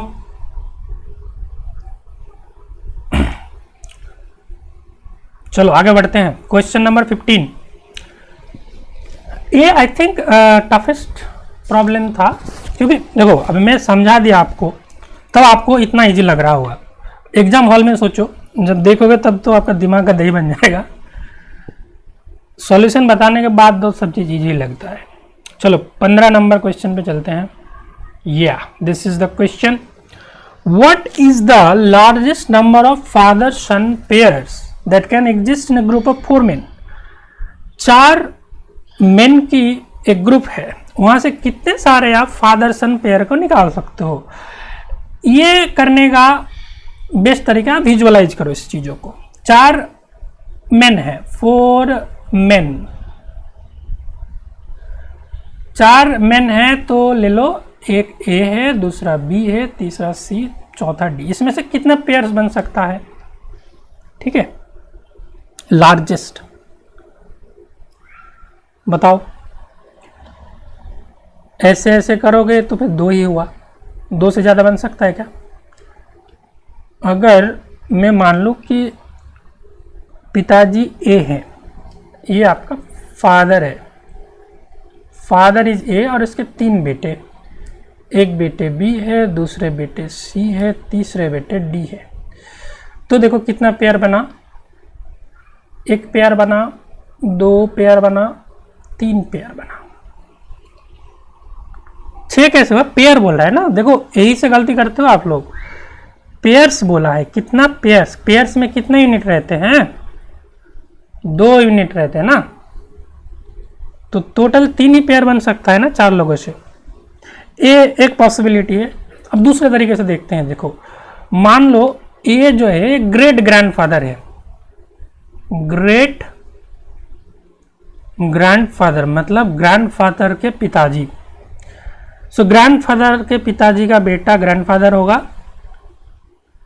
ग्रैंडफादर के बेटा फादर होगा, फादर के बेटा सन होगा, मतलब आप होगा। तो इस वर्टिकल में भी देखो ग्रेट ग्रैंडफादर और ग्रैंडफादर ये मिला के एक फादर सन पेयर बना, ग्रैंडफादर और फादर मिलके दूसरा पेयर बना, फादर और सन मिलके भी तीसरा, तो 3 पेयर यहाँ पे भी हो रहा है, तो मैक्सिमम 3 ही हो सकता है ना। So option 1 is the correct option. समझ में आ गया सुजीत?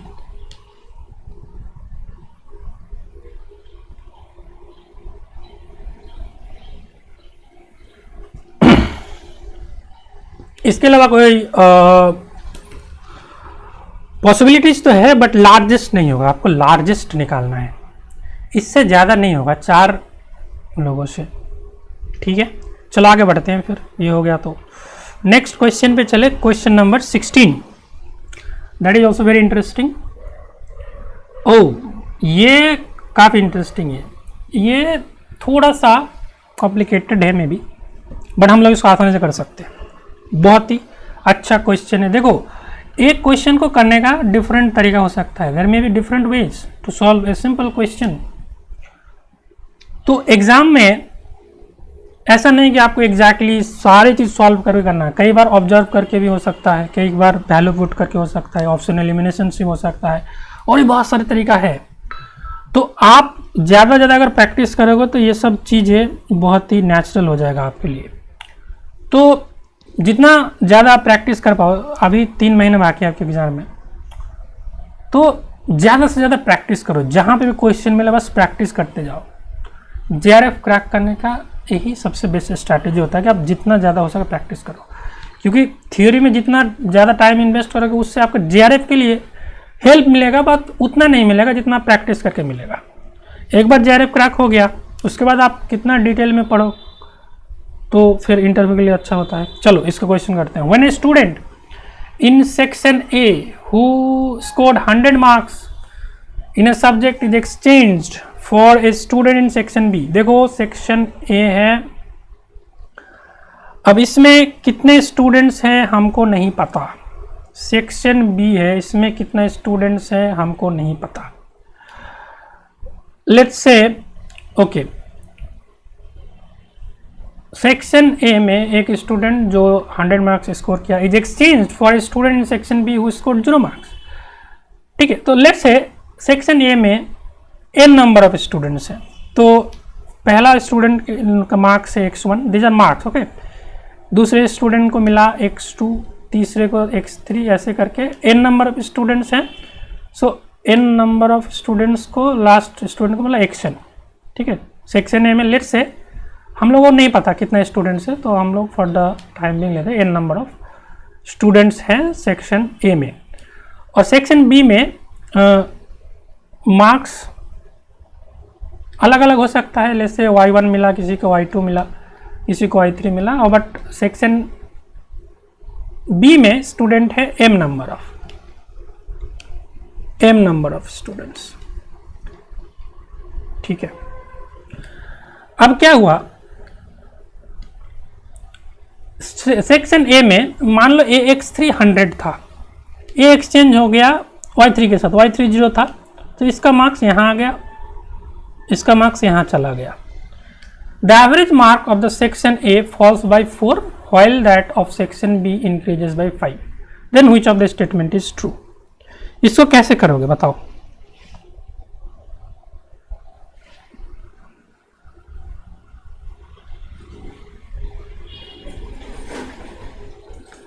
एक चीज तो है, मार्क्स एक्सचेंज हुआ है, but total number of students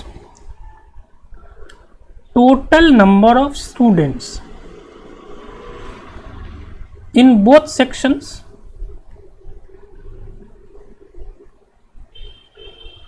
are fixed. Marks exchange हुआ है, स्टूडेंट नंबर तो एक्सचेंज नहीं हुआ है। ठीक है, देखो now reduction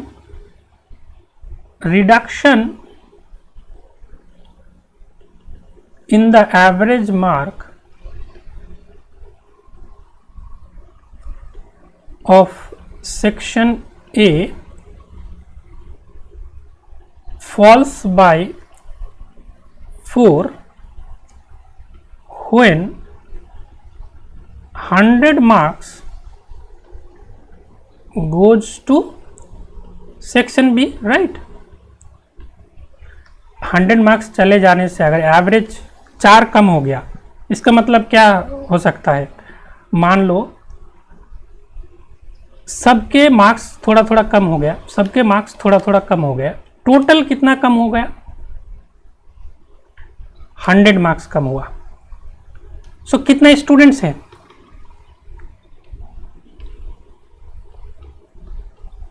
number of students in section A. Good evening चंदा, बताओ नंबर ऑफ स्टूडेंट्स कितना हो गया। देखो 100 मार्क्स अगर कम होके सबका एवरेज, सेक्शन का एवरेज 4 अगर कम हो गया तो नंबर ऑफ स्टूडेंट्स 25 होगा ना, ठीक है। सबका 4 नंबर घट के अगर टोटल 100 मार्क्स घट रहा है, सो 25 स्टूडेंट था, सबके हिस्से में 4 मार्क्स घटा, टोटल 100 में घटा ना। While that of section B increases by 5। अब देखो एवरेज ऑफ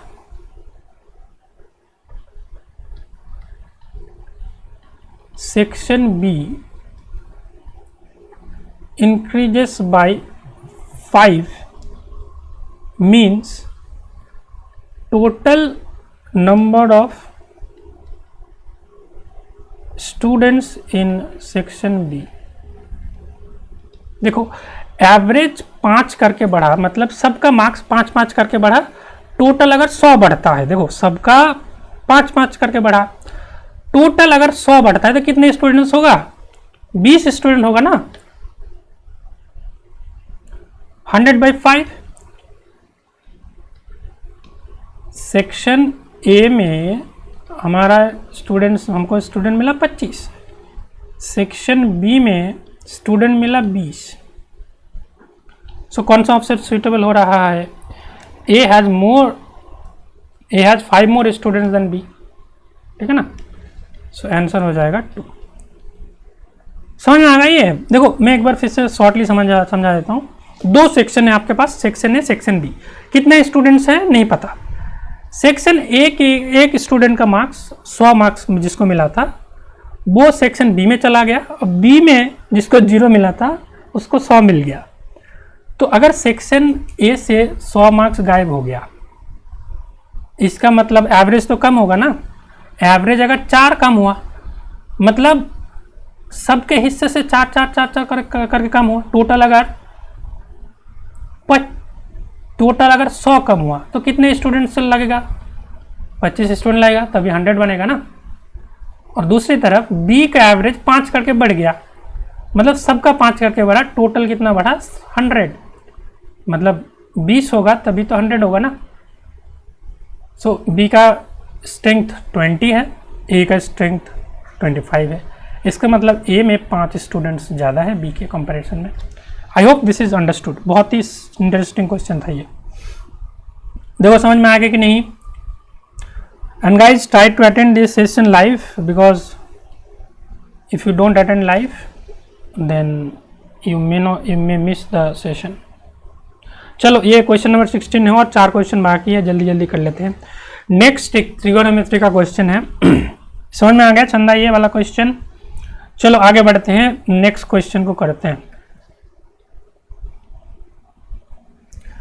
ये देखो ये वाला क्वेश्चन ना बहुत ही अच्छा क्वेश्चन है। ऐसा क्वेश्चन, सिमिलर क्वेश्चन इसके लास्ट बार भी आया था, इस बार भी आया है, मतलब ये वाला क्वेश्चन रिपीट हो रहा है। देखो 2 ट्रेपेजियम्स सेम हाइट जो है दैट इज सेम, ये होता है हाइट ना, this is height, this is given to be same, let's say this is h, this is also h, can be joined to form a parallelogram of area 2 into a plus b, then the height of the parallelogram is। अब देखो parallelogram जो होता है उसका area का formula क्या होता है, पता है आपको?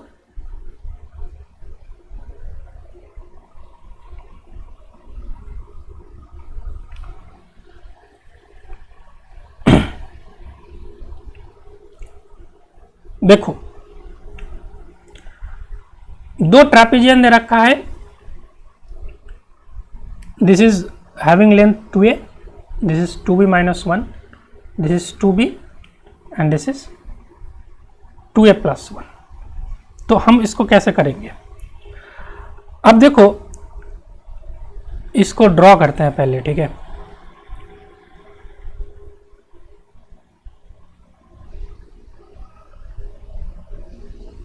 Base into height, yes.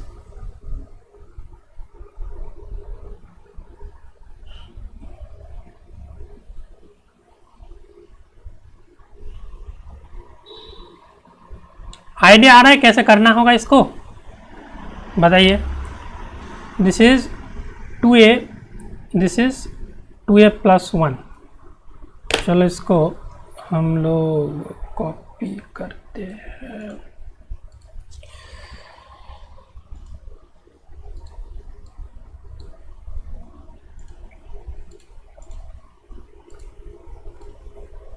अब देखो दूसरा वाला जो दे रखा है उसमें ये है 2b minus 1 और यहाँ पे 2b, तो दोनों का हाइट सेम है। ये मान लो 1 है, दिस इज 2। अब इन दोनों से आपको ट्रैपीजियम बनाना है। ट्रैपीजियम किस शेप का दिखेगा? ट्रैपीजियम किस शेप का दिखेगा? ट्रैपीजियम आपका कुछ इस टाइप का दिखेगा।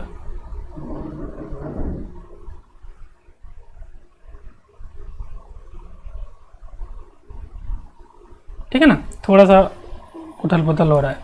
इन दोनों में से ऐसा कोई एक स्ट्रक्चर बनाना पड़ेगा। तो क्या करोगे? देखो एक चीज अगर करा जाए, इसको इन्वर्ट कर दो। If you invert 2 and if you place on the left side of 1, देखो ऐसा करके देखो। इसको पहले उल्टा करो और इसके लेफ्ट साइड में बिठा दो, तो किस टाइप का दिखेगा?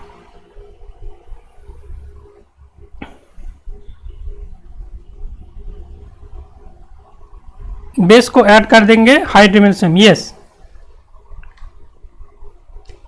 सो क्या बोला? Invert 2 and place on the left side of 1। तो 1 को ले लो पहले। 1 जो है वो ऐसा है,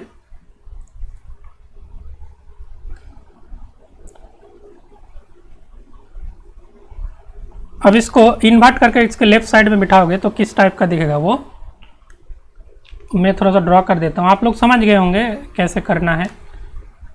तो अगर इसको इन्वर्ट करोगे तो ये कुछ, इसका कलर क्यों नहीं चेंज हुआ?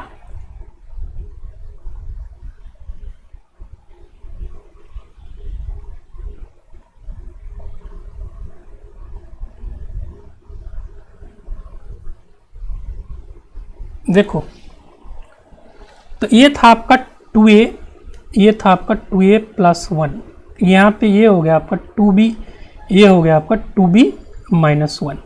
तो टोटल कितना हो गया?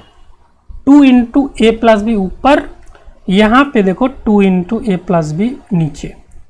समझ में आ गया? वैसे ही होगा। अब हाइट तो h दे रखा है आपको, so area 2 into a plus b times h. अब देखो ये क्या गिवन है? 2 into a plus b, this is given to you 2 into a plus b, मतलब हाइट का वैल्यू है 1, ऑप्शन 2। समझ में आ गए ये?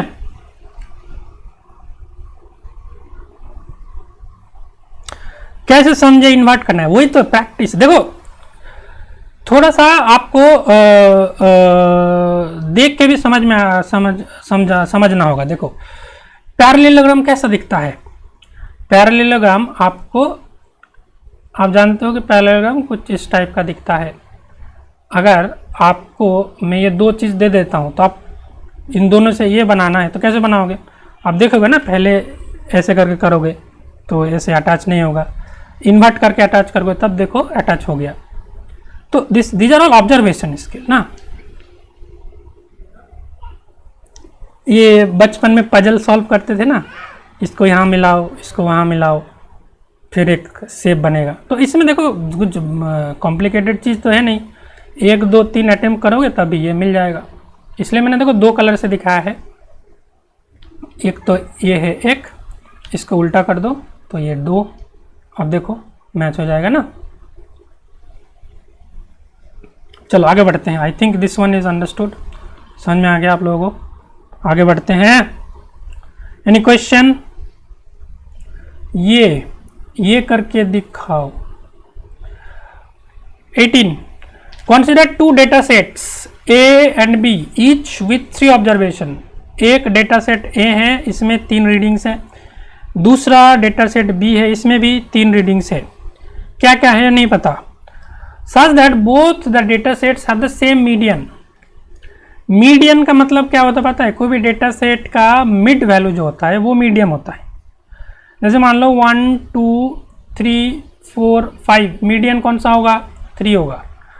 1 2 3 4 5 6, मीडियम क्या होगा बताइए? ये मान लो क्वेश्चन में बाद में आते हैं, पहले ये वाला मुझे बताओ। केस 1 में मीडियन तो 3 है, केस 2 में मीडियन कितना होगा? कोई बता सकता है? चलो थोड़ा सा इसको सिंपल, हाँ बताओ कितना होगा केस 2 में? What will be the median? क्या करते हो मीडियन निकालने के लिए केस 2 में?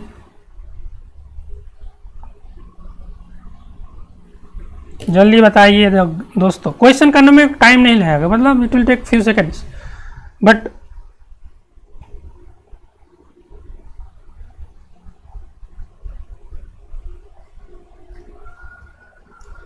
इसमें number of data sets odd था, इसलिए मिडिल वाला तो हम लोग आसानी से निकाल लिए। इसमें नंबर ऑफ डेटा सेट्स क्या है? इवन है। तो उस केस में क्या करते हो? जो बीच का 2 नंबर होते हैं उसका एवरेज लेते हो ना, तब निकलता है 3 + 4/2 मतलब 3.5। एग्जैक्टली सुजीत, बहुत बढ़िया। अब देखो इस क्वेश्चन में वापस आते हैं। Consider 2 data set A, B each with 3 observations such that both data sets have same median. Which of the following must be true? Must be true मतलब कोई भी आप वैल्यू ले लो, must be true होगा। बताओ कौन सा आंसर होना चाहिए आपके अनुसार?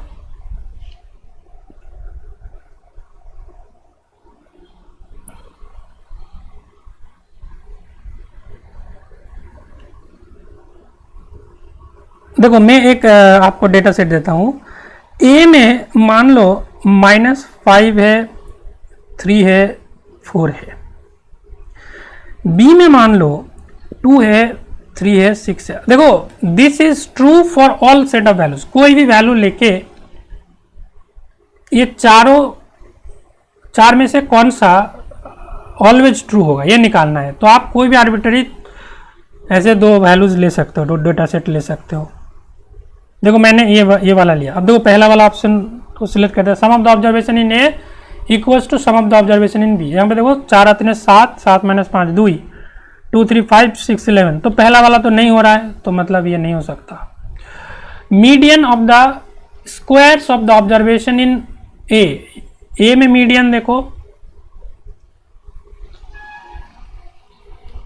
Median of the squares of the observation. Squares of the observation क्या होगा? स्क्वायर्स निकालो। 25 9 16, 4 9, ये कितना होगा? 36। ठीक है, तो स्क्वायर ऑफ ऑब्जर्वेशन, तो मीडियन इसमें कितना हुआ? इस median of the squares of observation, ये बहुत ही अच्छे से समझो गाइज। इस डेटा सेट का मीडियन क्या होगा बताओ? कैन यू टेल मी?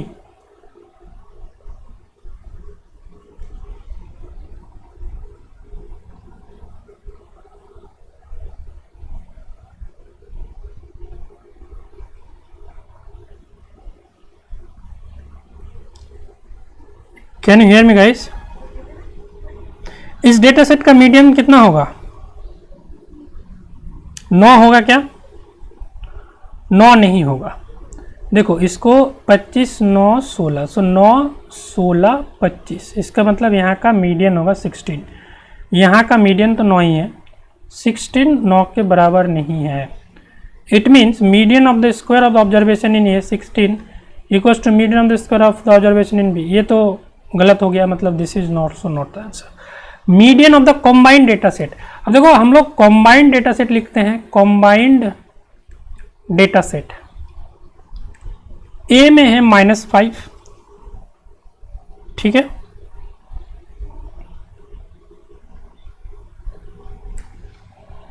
उसके बाद कितना है 3 है, बट 3 से पहले 2 आएगा, फिर A3, यहाँ का 3, फिर 4, फिर 6, ये आपका कॉम्बाइंड डेटा सेट। इसमें टोटल 6 रीडिंग है।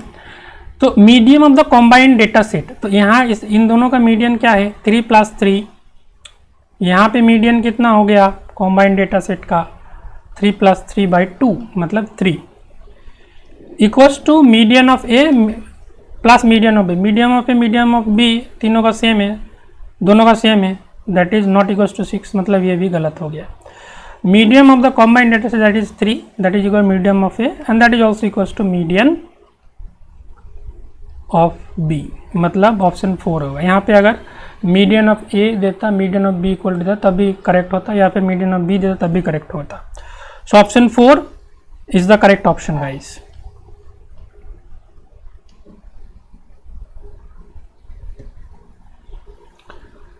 Everyone like this stream, we are left with only 2 problems now. Question number 18 is over. Let's move to question number 19. ये आई थिंक सबको समझ में आ गया होगा। आगे बढ़ते हैं दोस्तों क्वेश्चन नंबर 19 की तरफ। इंटरनेट में इशू हो रहा है क्या? Are you guys facing some internet issue?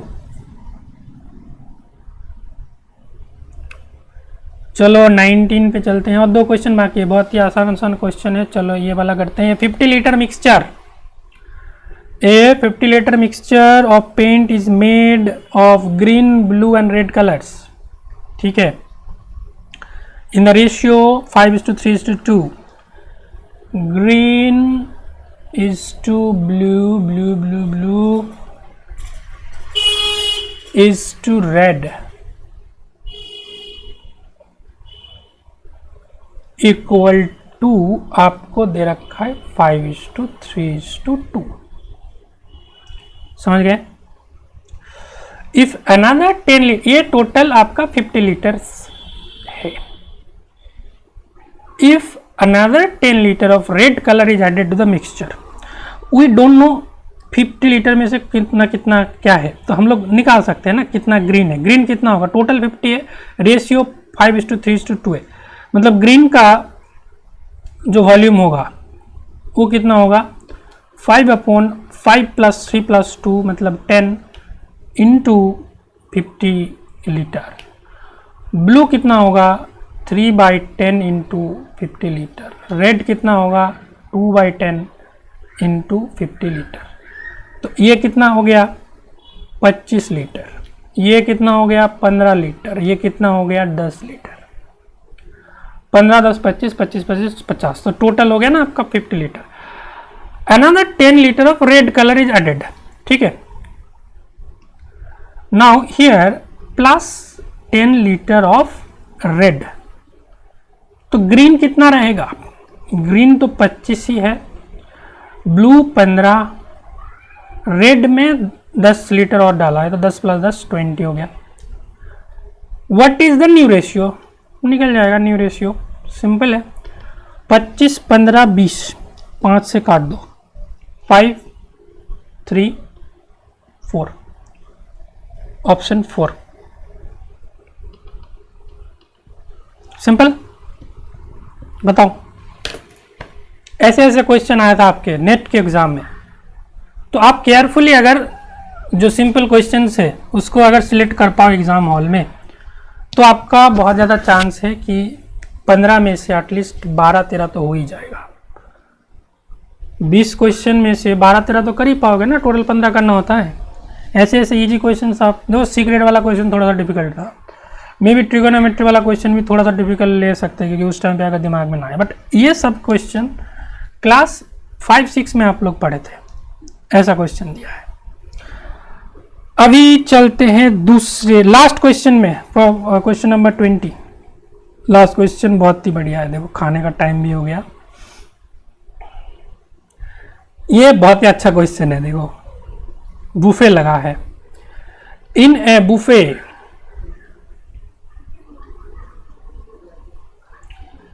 Four curries ABCD were served. A guest was to eat any one or more than one curry.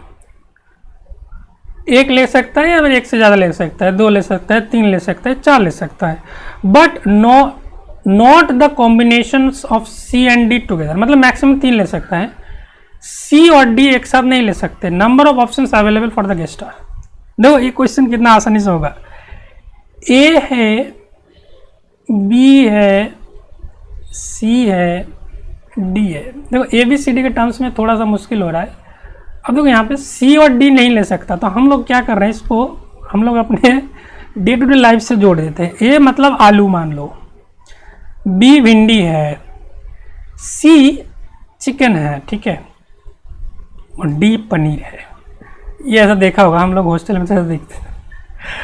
मान लो C और D टुगेदर नहीं ले सकते। जो वेजिटेरियन है वो पनीर खाएगा, वो चिकन नहीं खाएगा, और जो नॉन वेजिटेरियन है लेट्स से, वो चिकन लेगा, उसको पनीर नहीं दिया जाएगा। ऐसा होता था, हॉस्टल में होता है ना।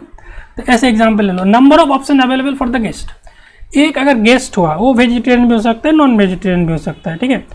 So total number of options कितना हो सकता है, देखो एक ले सकता है, कोई भी एक करी ले सकता है, या फिर एक से ज़्यादा ले सकता है, ठीक है। कितना पॉसिबिलिटी हो सकता है, मतलब आप गए तो 4 में से आप कोई एक ले सकते हो, A ले सकते हो, B ले सकते हो, C ले सकते हो, D ले सकते हो। तो टोटल पॉसिबिलिटी कितना हो गया, 4 हो गया, ठीक है। एनी करी यू टेक, आलू भिंडी चिकन पनीर में से कोई भी एक ले लो। आप एक से ज़्यादा भी ले सकते हो, आप 2 करके ले लो। एक कितना होगा, C और D एक साथ नहीं ले सकते, बट आलू और भिंडी तो एक साथ ले सकते हो। तो एक यहाँ से होगा, यहाँ पे एनी ऑफ द करीज। ये 4 पॉसिबिलिटीज है। अगर आप आलू और भिंडी लेते हो तो एक पॉसिबिलिटी है, आप एक ले सकते हैं, एक से ज़्यादा ले सकते हो, आलू और भिंडी। अब देखो C और D दोनों एक साथ नहीं ले सकते, बट अलग अलग ले सकते हो। C के साथ आप A ले सकते हो, C के साथ आप B ले सकते हो ना। तो कितना पॉसिबिलिटी हुआ, 2 possibility, C A C B। अब same goes for paneer. Paneer के साथ देखो खाना बोला, खाना आ गया, रुको मैं खाना लेके आता हूँ। Wait for a while guys.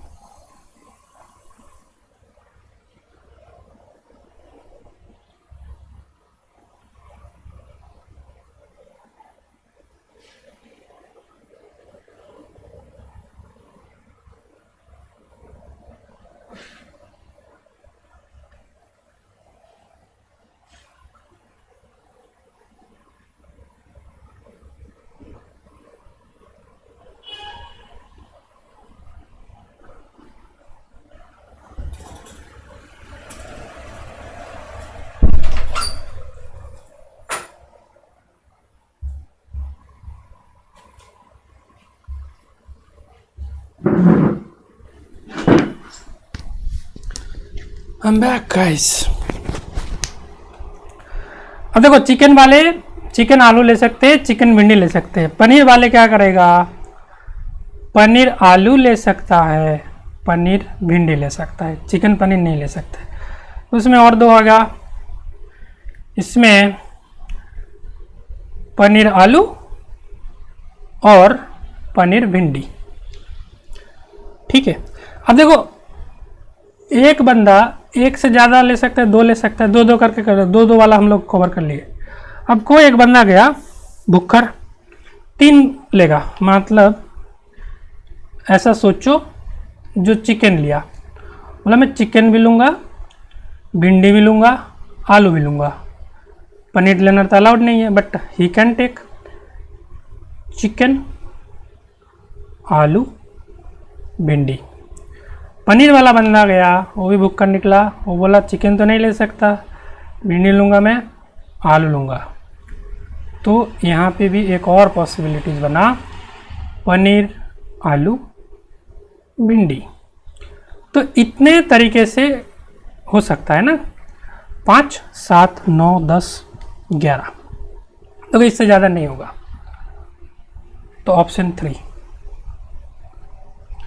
समझ में आ गया गाइस। देखो बहुत ही अच्छा क्वेश्चन है। और देखो ABCD के टर्म में करोगे तो कंफ्यूज हो जाओगे, ऐसे प्रैक्टिकल लाइफ में अगर सोचोगे तो ये चीज़ें इजी हो जाएगी। आलू, भिंडी, चिकन, पनीर, जो चिकन वो नॉन वेजिटेरियन वाला होगा, पनीर वाला वेजिटेरियन वाला होगा, चिकन पनीर एक साथ नहीं होगा, वेजिटेरियन नॉन वेजिटेरियन खाना मिक्स नहीं होगा, ठीक है ना। तो कितने पॉसिबिलिटी हो सकता है, एक बंदा गया 4 में से कोई भी ले सकता है, कितना पॉसिबिलिटी 4 होगा, ठीक है। अब कोई बंदा न चिकन पनीर कुछ नहीं खाता, शुद्ध आलू और भिंडी खाएगा, एक पॉसिबिलिटी, ठीक है। एक बंदा चिकन के साथ आलू खाएगा या फिर चिकन के साथ भिंडी खाएगा, 2 पॉसिबिलिटीज़। पनीर के साथ आलू खाएगा, पनीर के साथ भिंडी खाएगा, 2 और पॉसिबिलिटीज़। अभी चिकन के साथ आलू और भिंडी खाएगा, एक पॉसिबिलिटी, पनीर के साथ आलू भिंडी खाएगा, एक और पॉसिबिलिटी। इसके अलावा और कोई पॉसिबिलिटीज़ है नहीं। Total 11 possibilities maximums are possible for the guest. आपका जो दोस्त होगा वो ये लास्ट के 2 ऑप्शन चूज करेगा। वैसे मैं भी होता तो मैं लास्ट के 2 ऑप्शन ही चूज करता। चलो गाइस, तो आज की कार्यक्रम यहाँ पे खत्म।